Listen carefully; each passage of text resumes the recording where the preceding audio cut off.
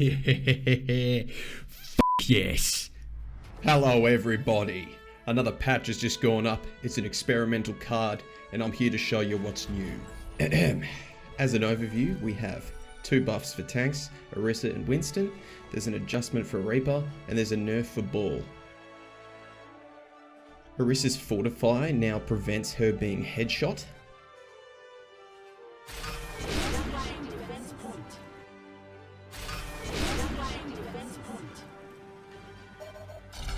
Reaper's shotgun spread has been reduced from 8 to 6, but his damage per projectile has been reduced from 7 to 6.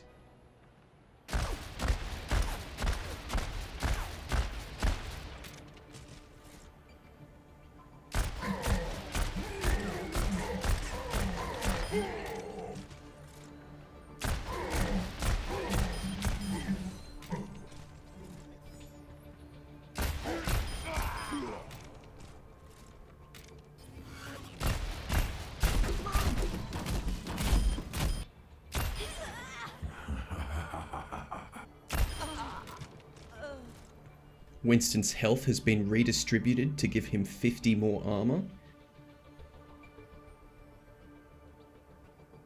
And Wrecking Ball's knockback strength when he grapples has been reduced by 25%.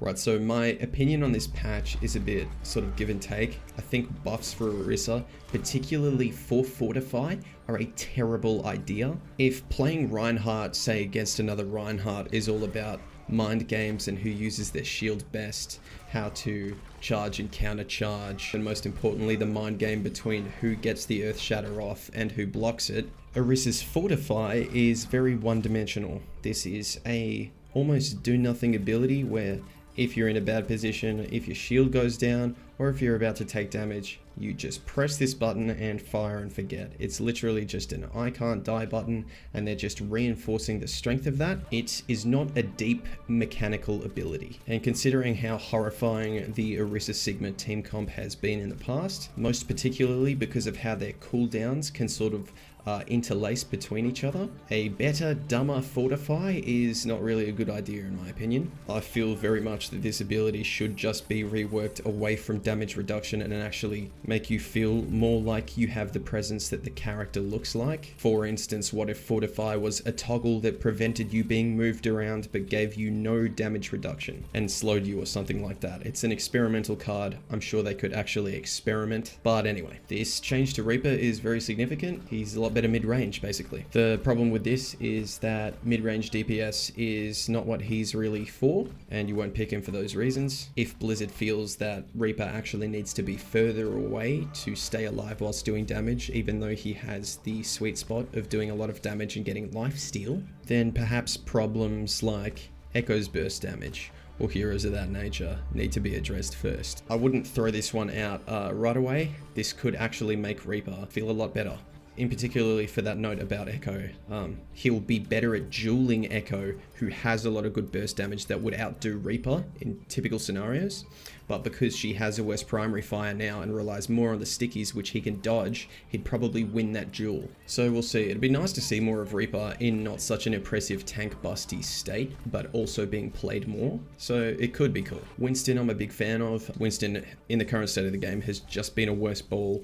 They fit the same niche, you kind of want the same things from them, but Ball is just way more versatile. He has a lot more solo potential. He's a lot better for actual players to just play ranked or just quick play with. By virtue of existing, Ball is just harder to kill and can make as much if not more space, which is also being addressed in his nerf. So the Ball knockback nerf is pretty significant, mainly in the fact that, well, one, there's a lot less playmaking potential. Environmental kills can be pretty huge on the hero, especially because there's a lot of map dependency to that. What's more significant in my mind is that people getting displaced less effectively will mean that they are quicker to shoot you down. In my mind, this is sort of a nerf to Ball that doesn't actually ruin the feel of him, but in another light, it's a lowering of the skill ceiling of Ball whilst maintaining the skill floor, which isn't really the allure of playing Ball.